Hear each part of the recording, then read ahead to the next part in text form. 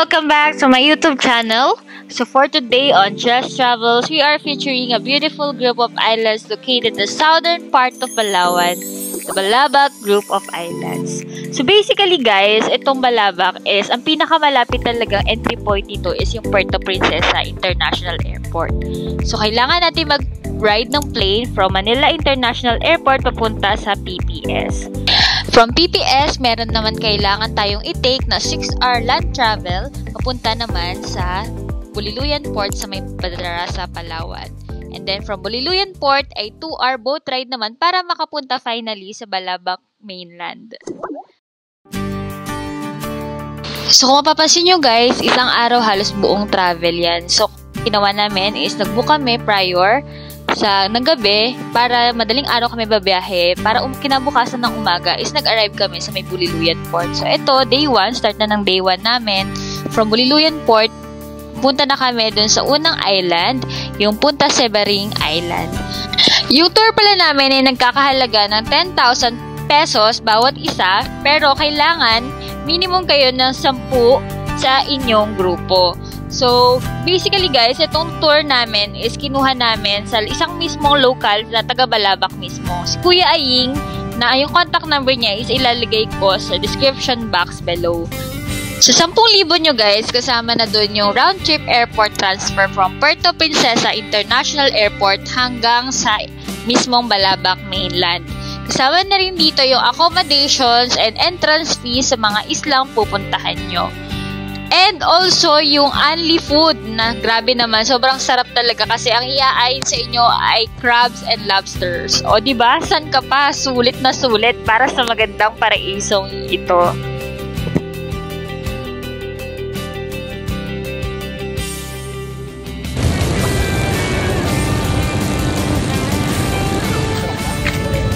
Welcome for today's vlog.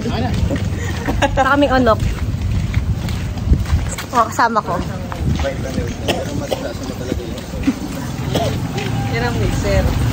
Sa day 2 nga pala ng travel namin, pupunta kami sa pinaka magandang isla para sa akin sa Balabac, ang isla ng Onok. By the way guys, itong Onok Island is a private property. And dati, nung unang punta namin noong 2019, ay hindi pa kami nakapag-overnight. So ngayon, sinigurado namin na mag-overnight kami dito. Yun nga lang guys, ito ay bawal sa mga maselan dahil wala ka talagang matinong accommodations dito. Paunahan pa sa accommodation at yung mismong isla ay walang mga kuryente at tubig, maayos na tubig.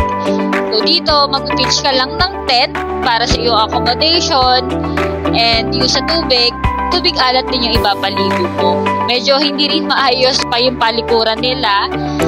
At talaga namang limited lamang siya, dalawa lamang para sa mga taong mag-overnight sa Onok. Pero all in all, super solid na experience yung pag-overnight dito, lalo na grabe, yung napakaganda yung sunset dito.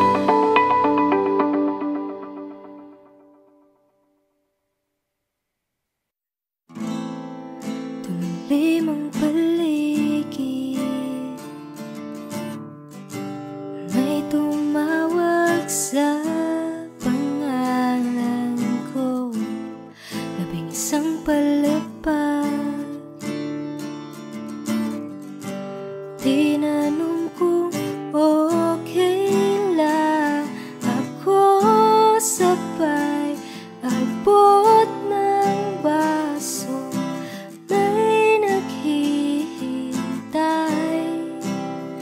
At bakit ba pag nagsawa na ako bigla? Ayoko na. At ngayon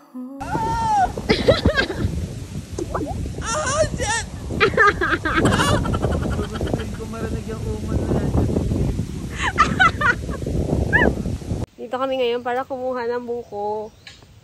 Pero, dapat, libre daw siya. Pero may plot twist. Kailangan daw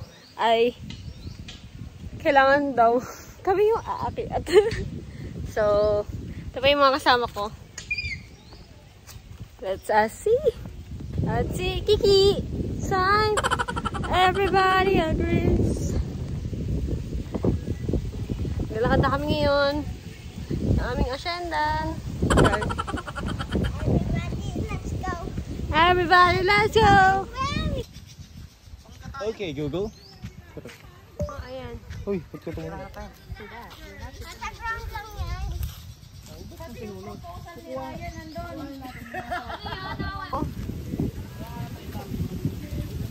Wow!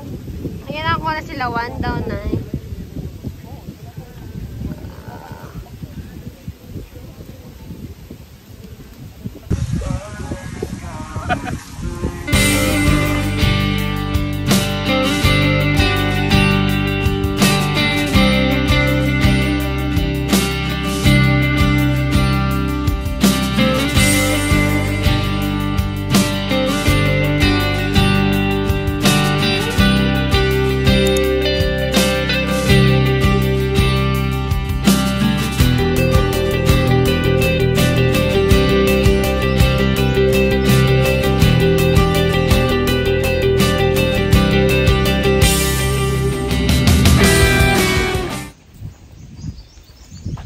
Pabalik na kami. We are going to eat. Yan. So far, marami na mga establishments dito ulit sa Unok. Dati kasi wala. Ayan. So, ito yung Kubo. Dati wala yan. Ayan. So, we're going to eat our lunch.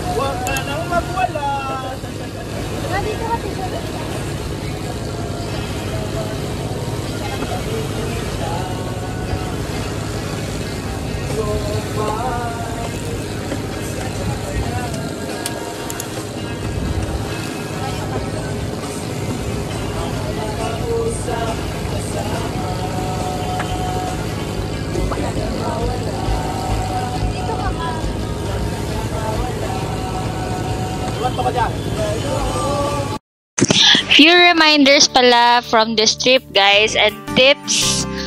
So, yung sa Balabac mainland, yung accommodation doon, wala talagang major hotel. So, basically, itong Balabac Group of Islands is hindi katulad siya ng Boracay o hindi pa siya masyadong na-develop, and how I wish it would remain talaga na ganun. So, yung mga available accommodation lang dito is mga hostels na mismo mga locals din yung mga nagmamanage. Wala pa mga major businessman na nagpupunta dito, and I wish talaga magstay. So, another tip is habaan nyo yung araw na nandito kayo para masulit nyo talaga. Kasi 2 days pa lang ng biyahe nyo, 2 days pa lang ng buong trip nyo, kung halimbawa sa 7 days, is nakaalaan na agad sa mag-travel papunta at pabalik. Ayan. So, and lastly, I recommend guys na along the way dumaan kayo sa may Brooks Point, Palawan, sa may Maruyog Farm Ridge Resort. So, ito, maganda yung sceneries nila dito and yung kubo dyan. Dito ko kami nag-dinner and sulat talaga yung food. Masabi kong masarap talaga siya.